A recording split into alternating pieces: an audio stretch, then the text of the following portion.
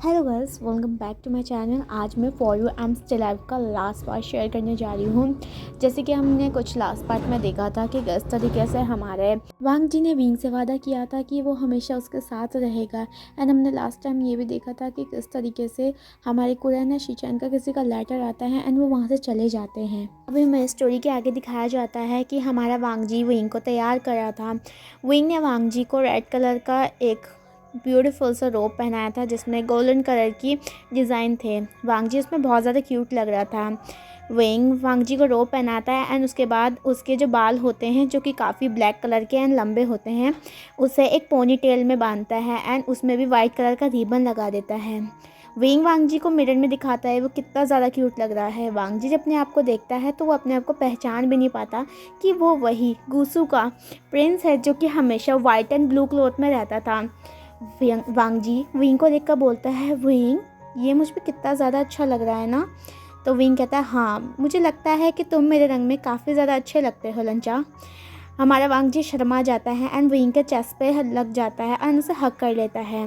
Wing लंजा का face ऊपर करता है एंड उसे रब करता है। विंग कहता है, जल्दी आ जाना बाऊबी, मैं अपनी बाऊबी के बिना नहीं रह सकता। हमारा वांग जी कहता है, तुम भी नवीन कुछ भी कहते रहते हो। बस वहाँ पर जाऊँगा, वहाँ के थोड़े बहुत मज़े लूँगी, कोई चीज़ें ख़रीदूँगा एंड मैं तुम्हारे लिए भी कुछ ना कुछ ख़रीद के लाऊँगा एंड किंग जी के लिए भी लेके आऊँगा। हमारा विंग कहता है, ओके। इतना कह के हमारा जो विंग था वो वांग जी को एक बढ़िया सी बग्गी में बिठा देता है एंड शुयांग एंड शाओचुचन को उसके साथ भेजता है। बग्गी के पीछे बहुत ज़्यादा सिपाही थे, करीबन आधी ट्रूप तो उसने वांग जी के पीछे ही लगा दी थी। एंड हमारे यहाँ पर वांग जी पहुँच जाता है मार्केट में बहुत ज़्यादा अच्छा माहौल होता है। बहुत सारे लोग वहाँ पर थे, चारों तरफ लालटेन जली हुई थी एंड रेड कलर का हर जगह सामान मिल रहा था। तो इस क्या कहते हैं फेस्टिवल का एक स्पेसिफिक चीज़ है, यहाँ पर रेड कलर काफ़ी ज़्यादा रहते हैं। वांग जी जैसे ये फेस्टिवल देखता है वो बहुत ज़्यादा खुश हो जाता है क्योंकि उसके गोसू में कभी फेस्टिवल्स नहीं हुआ करते थे, क्योंकि वहाँ जानते थे कि ज़्यादा पर्सनों को खुश नहीं रहना चाहिए था, यहाँ उनका मानना था। लेकिन वांग जी को हमेशा से ये चीज़ें बहुत ज़्यादा पसंद थी। वो जैसे ही मार्केट को देखता है तो वहाँ पर दौड़ते दौड़ते जाता है एंड वहाँ पर हमारी चीज़ों को ख़रीदने लगता है। वांग जी बहुत सी चीज़ें खरीदता है जैसे कि रोप्स एंड और सब कुछ एंड वो सारी चीज़ें अपने सिपाहियों को दे देता है। अब हमारा वांग जी शुयांग एंड शाओचुचन को देख रहे थे। शुयांग एंड शाओचुचन दोनों एकदम लवी डवी कपिल की तरह बातें कर रहे थे। इससे हमारे वांग जी को काफ़ी ज़्यादा बुरा लगता है। वो पाउट बना के वहाँ पर खड़ा हो जाता है एंड बोलता है, सब यहाँ पर हैं लेकिन उसे देखो वो तो सब काम पे लगा रहता है, मैं उससे बिल्कुल बात नहीं करूँगा। इतना कह के वांग जी वहाँ से चला जाता है। अब हमारी वांग जी को दिखाया जाता है जो कि एक ऑब्स्टिकल की शॉप के आगे खड़ा था जिसमें काफ़ी फ्रूट्स के ऊपर कैंडी का सिरप लगाया जाता था जो कि काफ़ी दिखने में यमी दिख रहा था। वांग जी के मुंह में पानी आ जाता है एंड वो उस शॉप के मास्टर से कहता है कि उसे पॉप्सिकल चाहिए एंड वो उसे दे भी देता है। अब हमारा वांग जी ऐसे ही घूमने लगता है। शाओशुचन एंड शुयांग अपने अलग से चले जाते हैं क्योंकि उन्हें भी अपने लिए शॉपिंग करनी थी एंड वांग जी भी उनको बोल देता है कि वो अलग से जा सकते हैं, वो अपने आप को संभाल सकता है। इतना करके शाओशुचन एंड शुयांग वहाँ से चले जाते हैं। वांग जी काफ़ी ज़्यादा घूम रहा था, तभी हमें दिखाया जाता है एक स्ट्रीट के कोने में दो ब्लैक रोब्स पहने हुए पर्सन मास्क लगा के वांग जी को फॉलो कर रहे थे। वांग जी के वो हर शॉप में फॉलो किए जा रहे थे एंड अपने मौके का टाइम ढूंढ रहे थे। जैसे ही वांग जी हमारा झूले में बैठता है एंड वो काफ़ी ज़्यादा मज़े करता है एंड वो जो दो पर्सन होते हैं वो देखते हैं कि जैसे ही वांग जी झूले में बैठा है तो जो सिपाही है वो अपने पे लगे पड़े हैं। सिपाही एक दूसरे के साथ बातें करने लग जाते हैं क्योंकि उन्हें लगता है जब तक उनका सेकंड यंग मास्टर झूला झूलते हैं तब तक वो बातें कर लेंगे या फिर अपनी फैमिली के लिए कुछ शॉपिंग कर लेंगे। यही मौका देखकर वो पर्सन वांग जी को किडनैप कर लेते हैं। वहाँ सबसे पहले वांग जी का मुंह दबाते हैं जिसमें एक मेडिसिन लगी हुई थी। वांग जी जैसे ही उस मेडिसिन को स्मेल करता है तो वहीं पर ही वो गिर जाता है एंड वो जो लोग होते हैं वांग जी को एक पैकेट में बंद करके अपने साथ ले जाते हैं। शुयांग एंड शाओचुचन जब वांग जी के पास जाते हैं एंड वहाँ पर वो देखते हैं कि वांग जी वहाँ पर नहीं है एंड हमारे जो जितने भी सोल्जर थे वो एक दूसरे से बातें कर रहे थे। हमारे शुयांग बहुत ज़ोर से बोलता है, सेकंड मास्टर लान कहाँ पर है। सभी सिपाही कहते हैं वो झूला झूल रहे हैं। जैसे वो पीछे मुड़ते हैं तो वहाँ पर देखते हैं कि वांग जी वहाँ पर नहीं था। सभी बहुत ज़्यादा घबरा जाते थे। उनको पता था अगर सेकंड मास्टर लान को कुछ भी हुआ तो उनके मास्टर उन्हें नहीं छोड़ेंगे। सभी बहुत ज़्यादा डर जाते हैं एंड वो वांग जी को चारों तरफ ढूंढने लग जाते हैं, लेकिन हमारा वांग जी कहीं पर भी नहीं मिलता। वांग जी को अब गायब हुए 2 घंटे हो जाते हैं एंड किसी को वांग जी मार्केट के कोई से भी हिस्से में नहीं मिलता। सभी थक हार के अपना मुंह लटकाए हुए महल में चले जाते हैं, जहाँ पर हमारा विंग सारे सीनियर के साथ बैठ के फेस्टिवल के बारे में कुछ डिस्कस कर रहा था। तभी एक शुयांग उस स्टडी रूम में आता है एंड उसे बोलता है, मास्टर सेकंड मास्टर लैंड नहीं मिल रहे हैं। विंग जैसे ऐसे सुनता है तो वो सीधा खड़ा हो जाता है एंड बोलता है, क्या? वो शुयांग कहता है, यस मास्टर सेकंड लैंड तो झूला झूल रहे थे, तो उन्होंने सिपाहियों को कहा कि वो वहाँ दूर खड़े रहे एंड जब हम आए तो हमने देखा मास्टर लैंड वहाँ पर नहीं थे। जो हमारा विंग गुस्से में आता है तो वो सारे सिपाहियों की तरफ देखता है घूर के। सभी सिपाही काफ़ी ज़्यादा डर जाते हैं एंड बोलते हैं, मास्टर हमें माफ़ कर दीजिए, हमें हंगवनजुन ने कहा था कि जब तक वो झूला झूल रहे हैं तब तक हम वहाँ पर बाहर खड़े रहिए, तो हमने उनके ऑर्डर का सिर्फ फॉलो किया है। विंग तो काफ़ी ज़्यादा गुस्सा था, वो वहीं पर ही उन सिपाहियों को मारना चाहता था, लेकिन उसके लिए लैन वांग जी को सबसे पहले ढूंढना ज़रूरी था। विंग शुयांग को बोलता है, शुयांग हमारी सारी ट्रुप्स को एक साथ लो और मार्केट में भेजो। हो सके तो ब्रूअल माउंट के जो एंट्री गेट है वहाँ पर सब ब्लॉक कर दो। मुझे कोई भी पर्सन ब्रूअल माउंट से बाहर जाता हुआ ना दिखे। शुयांग कहता है, ठीक है। शुयांग सभी जगह ब्लॉक कर देता है जहाँ से ब्रूअल माउंट को बाहर जाया जा सकता था एंड मार्केट में वो सारी जगह ढूंढते हैं, लेकिन सेकंड मास्टर लाइन कहीं पर नहीं मिलता। विंग बहुत ज़्यादा घबरा जाता है। विंग के मन में डर भी था कहीं लंजा उसे छोड़ के चला तो नहीं गया, लेकिन वो विश्वास करता था। वो जानता था कि अगर लांग वांग जी प्रॉमिस करता तो उसे कभी नहीं तोड़ पाएगा। तभी एक सिपाही आता है एंड हमारे विंग को बोलता है कि मास्टर हमें एक लेटर मिला है। वो पर्सन जल्दी से उस लेटर को हमारे विंग को दिखा देता है। विंग जैसे उस लेटर को पकड़ता है एंड वहाँ से चला जाने लगता है। शुयांग कहता है, मास्टर आप कहाँ जा रहे हैं? इसमें हमारा वांग जी कहता है, मैं लंजा को लेने जा रहा हूँ। शुयांग कहता है, मास्टर हम भी चलते हैं। हमारे भी कहता है, कोई ज़रूरत नहीं है, मैं अकेला अपने लैंजन को लेने के लिए जाऊँगा। एंड इतना कह के वो वहाँ से चला जाता है। हमें एक डार्क प्लेस को दिखाया जाता है जहाँ पर हमारे वांग जी बेहोश था। वांग जी को होश आता है, वो चारों तरफ देखता है तो वहाँ पर सिर्फ एक ही विंडो थी जहाँ से थोड़ी बहुत रोशनी आ रही थी। चारों तरफ ब्लैक था एंड वो ऐसा लग रहा था कोई जेल के अंदर उसे रखा गया है। वांग जी अपने हाथों को हिलाने की कोशिश करते, लेकिन उसके हाथ बैग से बंधे हुए थे और उसके पैर भी, और उसके माउथ में कपड़ा भी रखा हुआ था। वांग जी अपने को छुड़ा ही रहा होता है, तभी उस जेल के अंदर एक पर्सन आता है जिसने लॉन्ग एक रोब पहना हुआ था एंड उसने भी मास्क लगाया हुआ था। वांग जी से बोलता है, कौन हो तुम और तुम्हारी हिम्मत कैसे हुई मुझे किडनैप करने की? वो पर्सन बोलते हैं, ओ देखो द ग्रेट लांग वांग जी आज हमारे हाथ लग ही गया है।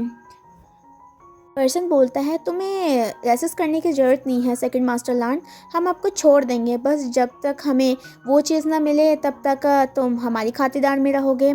हमारा वांग जी कहता है, तुम क्या चाहते हो? वो पर्सन बोलता है, रिलैक्स सेकंड मास्टर लैंड, हमें आपसे कुछ नहीं चाहिए, हमें तो ईलिंग पैक्ट्रियार्च से कुछ चाहिए। हम जानना चाहते हैं कि ईलिंग पैक्ट्रियार्च है कौन। इतना कह के वो वहाँ से चला जाता है। वांग जी अपने मन में कहता है, विंग तुम कब आओगे?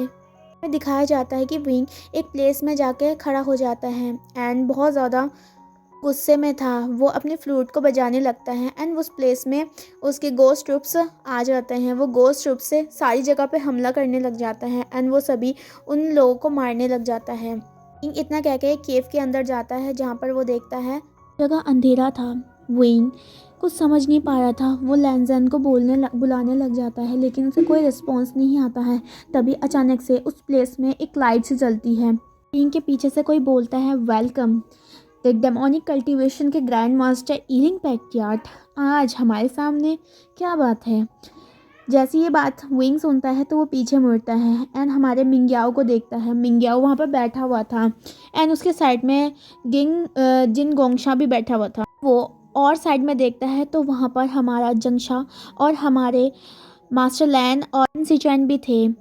हमारा विंग जैसे इन सबको देखता है तो वो 2 कदम पीछे मुड़ जाने लगता है। तभी हमारा मिंग्याओ सरकास्टिकली कहता है, रुक जाइए यीलिंग पैक्ट, हमें पता है आप ही वो पर्सन है जिसने हमारे प्यारे से सेकंड मास्टर लैंड को किडनैप किया था। विंग ये सुनता है एंड मिंग्याओ की तरफ देखता है। मिंग्याओ अपने हाथ से 2 क्लैप बजाता है एंड वहाँ पर हमारे वांग जी को लाया जाता है। वांग जी अनकॉन्शियस था, लेकिन जैसे ही उसे वहाँ पर थोड़ा बहुत उसके मुंह में पानी डाला जाता है तो सबसे पहले वो अपने ब्रदर और अपने अंकल को देखता है।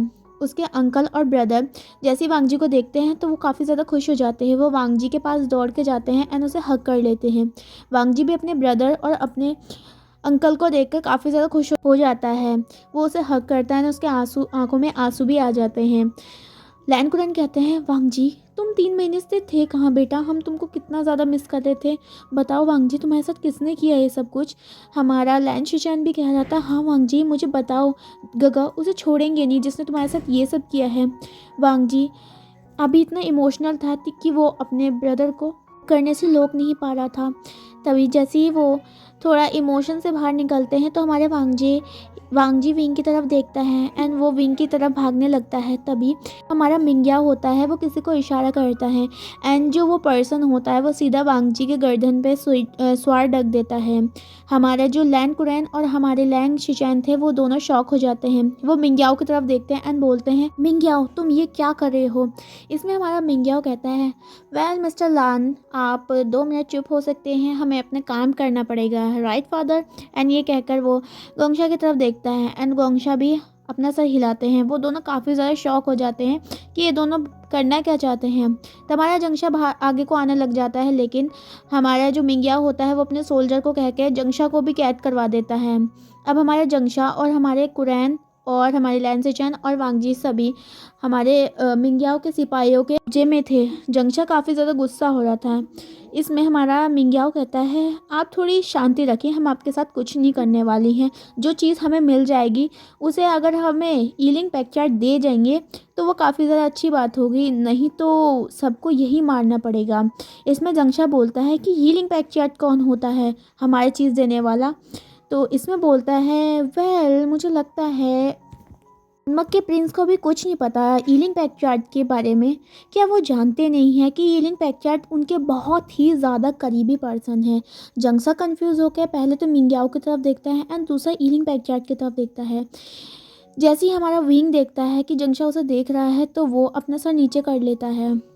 मिंग्याओ कहता है, यीलिंग पैक्ट जल्दी से अपने मास्क को नीचे उतारो, अब छुपाने की क्या ज़रूरत है। अगर तुमने अभी अपनी आइडेंटिटी को बाहर नहीं निकाला तो मैं सभी को यहीं पर ऑन द स्पॉट मारने का ऑर्डर दे दूंगा एंड फिर जो होगा वो मेरे भी हाथ में नहीं रहेगा। इनको समझ नहीं आ रहा था वो अब क्या करेगा।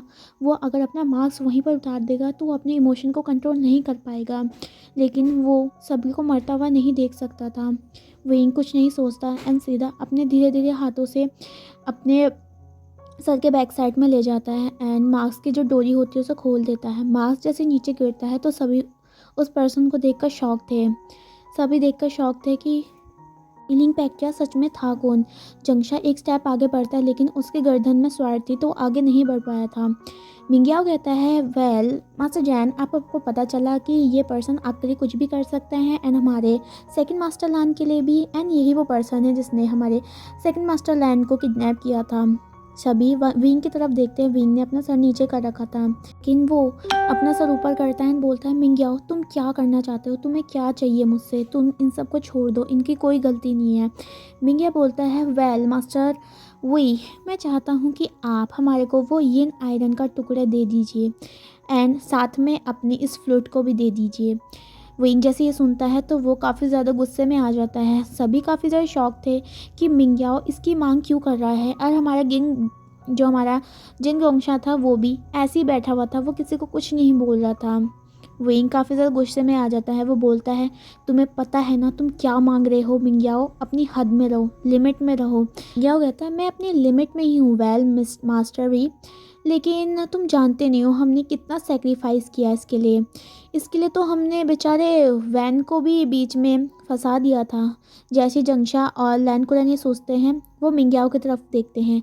जंगशा बोलता है, क्या मतलब है तुम्हारा मिंग्याओ। मिंग्याओ बोलते हैं, मैं आपसे माफ़ी मांगना चाहूँगा प्रिंस जंगशा। वेल उस दिन हमने ही आपकी चीज़ें आपके फादर और आपकी मदर को मारा था। मेरा विश्वास करिए, हम नहीं चाहते थे उन्हें मारना, लेकिन वो हमारे बारे में बहुत कुछ जान चुके थे, तो उन्हें ज़िंदा छोड़ना हमें ऐसा लगा कि हमें फंसा सकता है। अभी मैं 16 साल पहले दिखाया जाता है, जहाँ पर हमारे नाइटलेस सिटी में जब फाइटिंग हो रही थी, तभी हमें महल की तरफ का सीन दिखाते हैं, वैन रुहाल के महल का अंदर, जहाँ पर हमारे जिन गोंगशा और हमारा मिंग्याओ एक रूम के अंदर खड़े थे। मिंग्याओ कहता है कि फादर, मुझे लगता है कि विंग वैन रूहान को मार डालेगा। इसमें हमारा जिन गोंगशा कहता है ये बात तो सही है, एंड अगर ऐसा हो गया तो हमारे और ये नायरन के बीच में जो कांटा था वैन रूहान, वो हट जाएगा। ये बात विंग की, उसे तो हम आसानी से अपने रास्ते से हटा सकते हैं। और हमारा मिंग्याओ कहता है, फादर आपने ठीक कहा। मिंग्याओ कहता है कि हमें जैसे ही विंग के पास ये नायरन पहुंच जाएगा, हमें उसे मारना होगा, नहीं तो क्या पता वो अपने पास ही रखे जिन बायरन को। इसमें जिन गोंगशा कहता है, सही कहा तुमने। तभी इन दोनों की कन्वर्सेशन ये चली रही होती है, पीछे से एक फ्लावर पॉट गिरने की आवाज़ आती है। मिंग्याओ पीछे देखता है, जहाँ पर हमारा यानी खड़ी थी। यानी बहुत ज़्यादा डरी हुई थी और उसको काफ़ी ज़्यादा गुस्सा भी आ रहा था। मिंग्याओ कहता है इनोसेंट में, मिस जान आप जो सोच रहे हैं ऐसा कुछ नहीं है। यानी गुस्से में कहती, तुम्हारी हिम्मत कैसे हुई मेरे भाई करने का प्लान बनाने की, तुम जानते नहीं हो कि मैं कौन हूँ। मिंग्याओ कहती है, मिस जान हमारी बात तो सुनो, आप जैसा सोच रही है ऐसा कुछ नहीं है। जियानली वहाँ से जाने लगती है, तभी हमारा जिन गोंगशा उसे मिंग्याओ को इशारा करता है, एंड मिंग्याओ एक स्क्वाड निकालता है एंड यानली के स्टमक के बीचों बीच घुसा देता है। मिंग्याओ जैसे यानली को मार देता है तो उसके हाथ कांपने लग जाते हैं।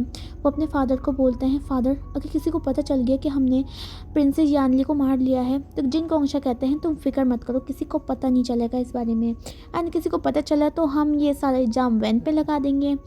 मिंग्याओ काफ़ी ज़्यादा डरा हुआ था। तभी हम देखते हैं वहाँ पर हमारी मैडम यू और जान फैमिया भी आ जाते हैं। जैसे ही वो अपनी बेटी को ज़मीन में देखते हैं जो कि लाइफलेस पड़ी हुई थी, एंड मिंग्याओ के हाथ में तलवार देखते हैं, तो जो हमारा जंगशा का फादर था वो काफ़ी ज़्यादा गुस्से में आ जाता है, और जो हमारी यालनी की मदर थी वो दोनों मिंग्याओ पर अटैक करने लग जाते हैं। लेकिन अनफॉर्चुनेटली उस टाइम पे उन सब की कोर एंड रूहान ने पहले से ब्लॉक किया हुआ था, तो वो ढंग से फाइट भी नहीं कर पा रहे थे। और जो हमारा मिंग्याओ था वो दोनों को मार डालता है। मिंग्याओ अब काफ़ी ज़्यादा घबरा जाता है। वो अपने फादर को कहता है, फादर अब तो हमने इन दोनों को भी मार दिया है। जिंगचोंगशा कहते हैं, तुम फिक्र क्यों करते स्टूपिड, मुझे लगा नहीं था तुम मेरे बेटे हो सकते हो। इसमें मिंग्याओ गुस्से में अपने फादर की तरफ देखता है। उसके फादर कहते हैं, ठीक है तुम एक काम करो, सबसे पहले एक डिसेबल को भेजो और सारे उनके लोगों को यहाँ पर लाओ, हम सीधा वैन्स के ऊपर ये इल्ज़ाम लगाएंगे, एंड ऐसे करके हमारे वैन्स फंस जाएंगे इस सारी बातों में। एंड जो हमारे विंग से हम ईलन आइलैंड तो बाद में भी ले सकते हैं, तो सबसे पहले ये काम करो। अब हमें फ्लैशबैक से बाहर दिखाया जाता है सारी बातें। जब सुनता है हमारा चैंग, वो नीचे नी में बैठ जाता है, एंड विंग को तो बहुत ज़्यादा गुस्सा आ रहा था कि मिंग्याओ ने जिंग गोंगशा ने ही उसकी बहन को और उसके अंकल आंटी को मारा था। विंग एक स्टेप आगे बढ़ता है, लेकिन मिंग्याओ बोलता है, नेक्स्ट वीक गलती से भी अगर आपने एक भी स्टेप आगे किया तो आपके प्यारे लंचा को तो हम ऐसे ही मार देंगे। एंड वहाँ इतना ही बोलता है तो वो पर्सन वांगजी के गले में ग्रिप और टाइट कर देता है, जिसकी वजह से हमारे वांगजी के गले से ब्लड निकलने लग जाता है। विंग उसे बोलता है, रुक जाओ, मैं देने को तैयार हूँ जो भी तुम चाहते हो। जंगशा कहता है, ऐसा मत करो विंग, एंड लंचा भी कहता है, लेकिन विंग उसकी बात नहीं सुनता। सबसे पहले अपने हाथ से कुछ स्पेल पड़ता है, एंड उसके बाद अपने गोल्डन कोर से यिन आयरन को निकाल देता है। यिन आयरन के चारों तरफ अभी भी ब्लैक ऑरा था। विंग सबसे पहले उस यिन आयरन को निकालने के बाद मिंग्याओ की तरफ हवा में फ्लोट करते हुए भेज देता है। मिंग्याओ के हाथ में जैसे यिन आयरन आता है तो वो हंसने लग जाता है, एंड हमारा मिंग्याओ कहता है, अब मास्टर वी चैंचिंग को भी भेज दीजिए। विंग चैंचिंग की तरफ देखता है, अपने मन में कहता है, मुझे माफ़ कर दो चैंचिंग, मुझे तुम्हें छोड़ना होगा। इतना कह के वो चैंचिंग को भी मिंग्याओ की तरफ फेंक देता है। मिंग्याओ चैंचिंग को भी पकड़ लेता है, एंड वो हंसने लग जाता है। मिंग्याओ के पास चैंचिंग और हमारा यिन आयरन आ जाता है। जिन गोंगशा मिंग्याओ के पास जाता है एंड बोलता है, इधर लाओ। मिंग्याओ जब ये सुनता है तो अपने फादर की तरफ देखता है एंड बोलता है, नहीं फादर, आपको पता नहीं है कि सच्चाई क्या है। इतना कह के कहता है कि मैं ही हूँगा वो पर्सन जो कि वर्ल्ड में सबसे ज़्यादा डार्क पावर का किंग बनेगा और इस कल्टीवेशन वर्ल्ड में राज करेगा। जिनगोंगशा कहते हैं तुम क्या बकवास कर रहे हो मिंग्याओ, इधर दो मुझे। क्या बोलता है सोचना भी मत फादर। इतना कह के वो यिन आयरन को अपने गोल्डन कोर के अंदर डाल देता है एंड चैनचिंग को पकड़ लेता है। वो एक पावरफुल स्ट्राइक अपने फादर के ऊपर मारता है एंड उस वहीं पर हमारे जिनगोंगशा की बॉडी पूरी डेथलेस पड़ी हुई होती है। वहीं पर हमारा जिनगोंगशा मर जाता है। ये सभी देखकर काफ़ी ज़्यादा शॉक थे। फादर को मांगने के बाद मिंग्याओ सभी की तरफ देखता है एंड बोलता है आज से मैं ही होऊंगा डेमोनिक कल्टीवेशन का ग्रैंड मास्टर, तो सभी मेरे साथ झुकेंगे। सबसे पहले हमारे हीलिंग पैक्ट्रार्ड झुकेंगे। विंग जब ये बात सुनता है तो उसे काफ़ी ज़्यादा गुस्सा आता है, लेकिन वो वांग जी के लिए कुछ भी कर सकता था, वो झुक जाता है। इसमें जो हमारा जंगशा बोलता है तुम्हारी हिम्मत कैसे हुई सब करने की मिंग्याओ। मिंग्याओ बोलता है किंग जंग जंगचैन अब मैं आपकी बात नहीं मानूंगा, अब मैं आपसे ज़्यादा पावरफुल हूँ। इतना कह के वो उस थ्रोन में जाके बैठ जाता है एंड सभी की तरफ देखता है। मिंग्या बोलता है पैक्यार्ड, ओह सॉरी मास्टर वी, तुम बहुत ज़्यादा लॉयल हो, अपने प्रॉमिस को मानते हो, लेकिन मेरे जैसा नहीं। मैं इतना बेवकूफ़ नहीं हूँ कि सबको छोड़ दूँगा। वो इतना कहता है एंड बोलता है अपने सिपाहियों से एक काम करो, जितने भी इंसानों को तुमने पकड़ा है उन सब के थ्रोन को उनके हेड से अलग कर दो। विंग जैसे ये बात सुनता है उसको गुस्सा आ जाता है। वो खड़ा होता है और बोलता है मिंग्याओ तुम्हें जो चाहिए था मैंने उसे दे दिया है, तो अभी सभी को छोड़ दो। मिंग्याओ बोलता है ऐसे कैसे ईलिंग पैक्ट्रार्ड, मैं ऐसे कैसे छोड़ दूँ इन सबको।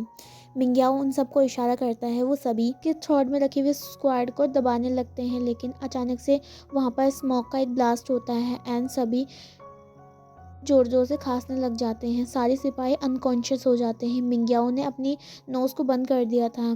सभी मोस्ट बेहोश हो चुके थे। जैसे ही हमारा स्मोक हटता है तो हम देखते हैं शुयांग, शाओ चिचैन एंड विंग की जितनी भी सेना थी वो वहाँ पर आ चुकी थी। विंग सबसे पहले मिंग्याओ के पास जाता है एंड उससे चैनचिंग को छीनता है।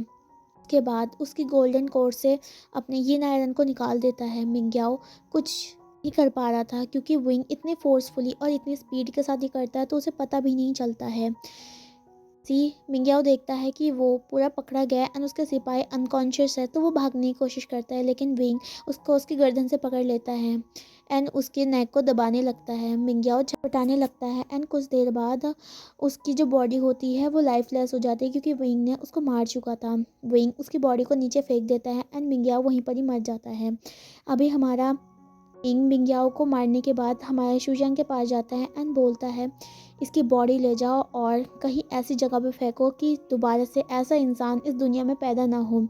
शुयांग बोलता है ठीक है एंड शुयांग उसे लेकर वहाँ से चला जाता है। अब हमें दिखाया जाता है विंग भागते भागते हमारी लंचा के पास जाता है एंड उसे बोलता है लंचा तुम ठीक हो ना। जैसे ही वांग जी विंग को महसूस करता है तो उस पर वो उसके गले लग जाता है एंड रोने लग जाता है। हमारा लंचा बोलता है विंग मैं ठीक हूँ, लेकिन अब मुझे कभी छोड़ के मत जाना। विंग बोलता है कभी नहीं। एंड हमारे लैंड कुरन लैंड सिचैन तो शॉक में थे एंड हमारा जंगशा भी। लैंड कुरन लैंड सिचैन को देखते हैं एंड बोलते हैं मास्टर लैंड एंड मास्टर सिचैन आप जान चुके हो ना कि वैंस ने आप कुछ नहीं किया है। आप जान चुके हो कि आप भी कभी गलत हो सकते हैं और मेरे जैसा एक डीमन भी कभी सही हो सकता है। कुरन और सिचैन अपना सर नीचे कर लेते हैं। उन्हें अपनी ज़िंदगी में सब ज़्यादा घमंड था अपने विश्वास पे और अपने फैसलों पे, लेकिन वो भी अब गलत निकला। तो अब तो विंग से नज़रें भी नहीं मिला पाए थे। और हमारा जैंगशा भी बोलता है चलो लंचा मेरे साथ। लैंगवांग जी बोलता है लेकिन वो विंग का हाथ पकड़ता है एंड बोलता है विंग रुको। विंग को रोकने के बाद लंचा सीधा अपने ब्रदर और अपने अंकल के पास जाके बैठ जाता है एंड बोलता है अंकल और ब्रदर मैं आपसे कुछ कहना चाहता हूँ। मैं चाहता हूँ आप हमें ब्लेसिंग दे क्योंकि मैं और विंग एक दूसरे से शादी करना चाहते हैं। हम एक दूसरे से बहुत ज़्यादा प्यार करते हैं। लैंड कुरन जैसे ये सुनता है तो वो वांग जी की तरफ देखता है शॉकिंगली। और हमारा लैंड शिचान भी। लैंड शिचान मन ही मन काफ़ी ज़्यादा खुश हो रहा था क्योंकि उसे पता था कहीं ना कहीं उसके ब्रदर को विंग काफ़ी ज़्यादा पसंद था। वो मन ही मन खुश हो रहा था। लेकिन हमारा कुरैन कहता है लेकिन वांग जी तुम डीमन के साथ। तो वांग जी कहता है बस करो अंकल, जैसा भी है अब मैं उसे अपने हस्बैंड के रूप में मान चुका हूँ एंड आप हमारे को ब्लेसिंग दे ना दे लेकिन मैं वाइन को कभी नहीं छोड़ूंगा। इतना कह के वो वहाँ से खड़ा हो जाता है। विंग वांग जी को अपने हाथों में ब्राइडल स्टाइल में कैरी करता है एंड वहाँ से चला जाता है। सभी विंग और वांग जी को ऐसे जाते हुए देखते ही हैं। अब हमारे कुछ दिनों बाद दिखाया जाता है हमारे ब्रूअर माउंट में जगह हर कोने में बहुत ज़्यादा खुशियाँ थी।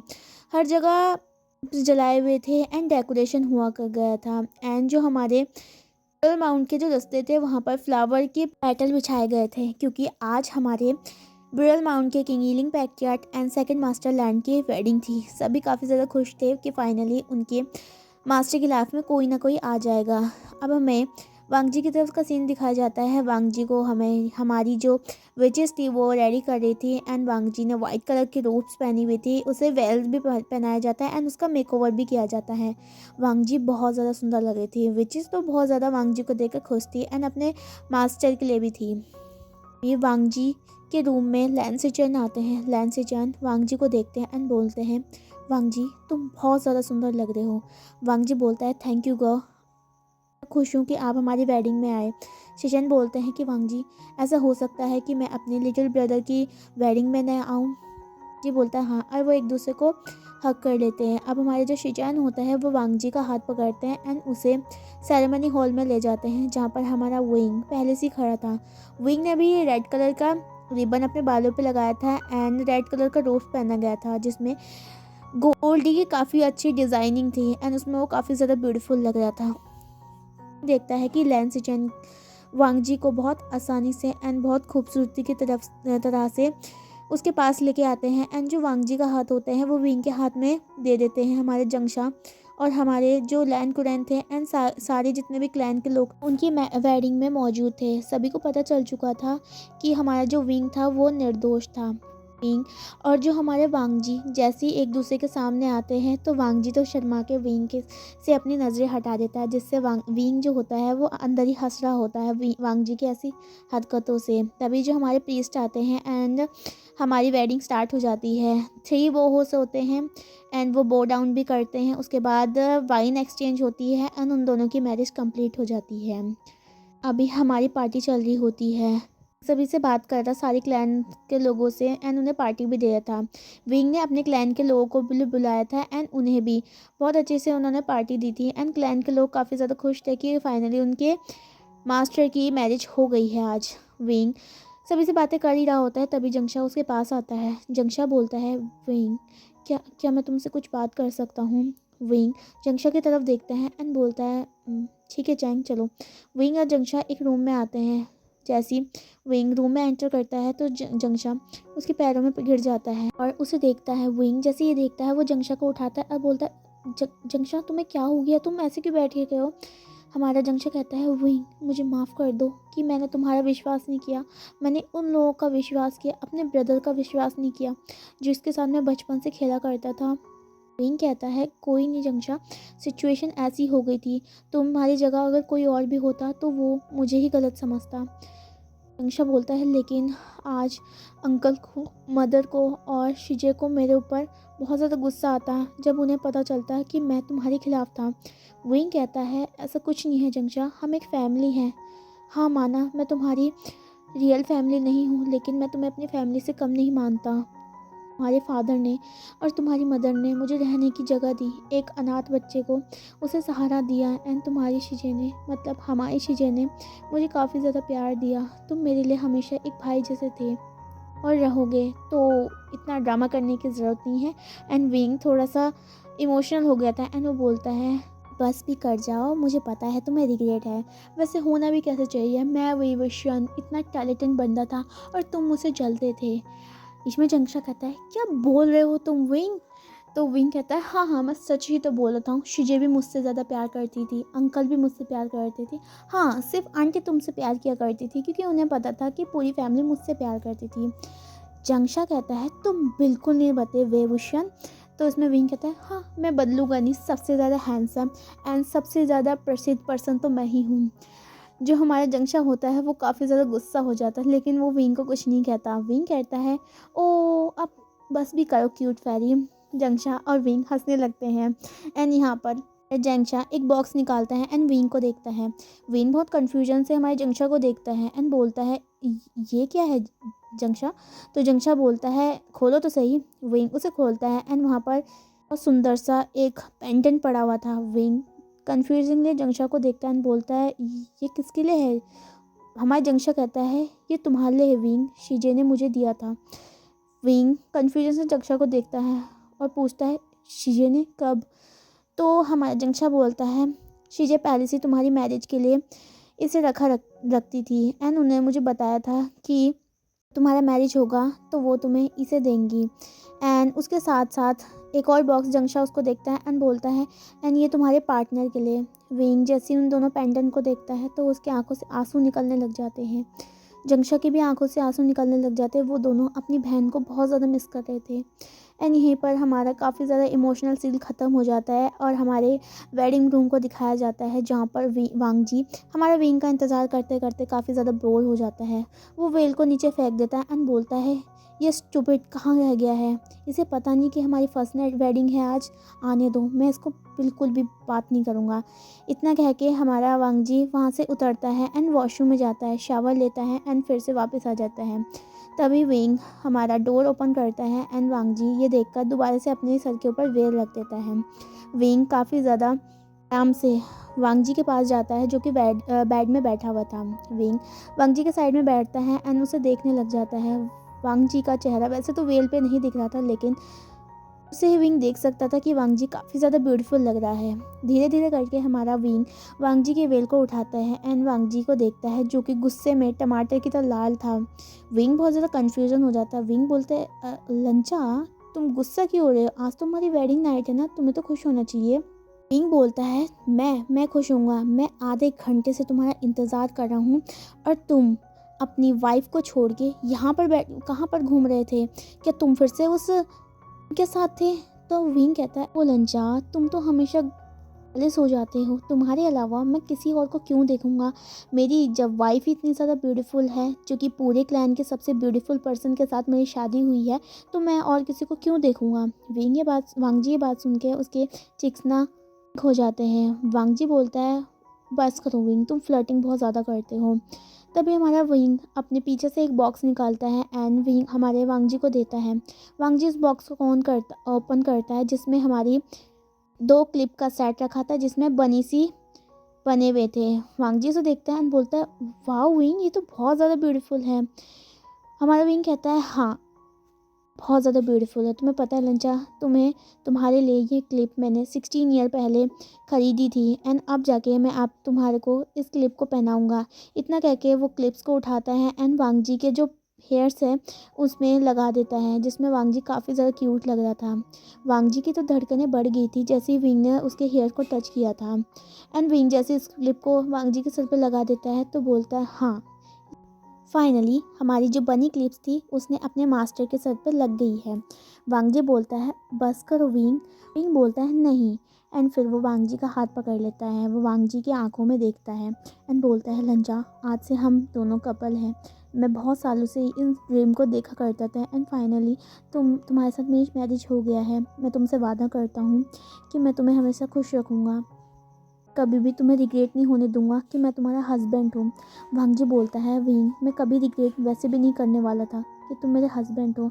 मुझे पता है कि तुम दुनिया में सबसे ज़्यादा प्योर हो और मैंने हमेशा तुमसे ही प्यार किया है। इतना कहकर वांग जी आगे बढ़ता है एंड विंग के लिप्स को कैप्चर कर लेता है। हमारा वांग जी को डेस्परेटली किस कर रहा था। 1 मिनट के किस के बाद वो एक दूसरे से अलग होते हैं। वांग जी बोलता है I love you wing. Wing बोलते हैं आई लव यू टू। इतना कह के वो दोबारा से किस करने लग जाते हैं एंड यहाँ पर हमारे वांग जी एंड विंग की वेडिंग नाइट भी हमारी ख़त्म हो जाती है एंड हमारी स्टोरी भी दी एंड हो जाती है। तो गाइस आप मुझे ज़रूर कमेंट में बताना कि आपको स्टोरी कैसी लगती है एंड अगर आपको स्टोरी अच्छी लगी तो आप इसे लाइक करना एंड मेरे चैनल को सब्सक्राइब कर देना एंड मुझे भी बताना कि आप एक नई सी शानदार स्टोरी सुनना पसंद करेंगे या फिर नहीं। तब तक के लिए bye bye, take care of yourself.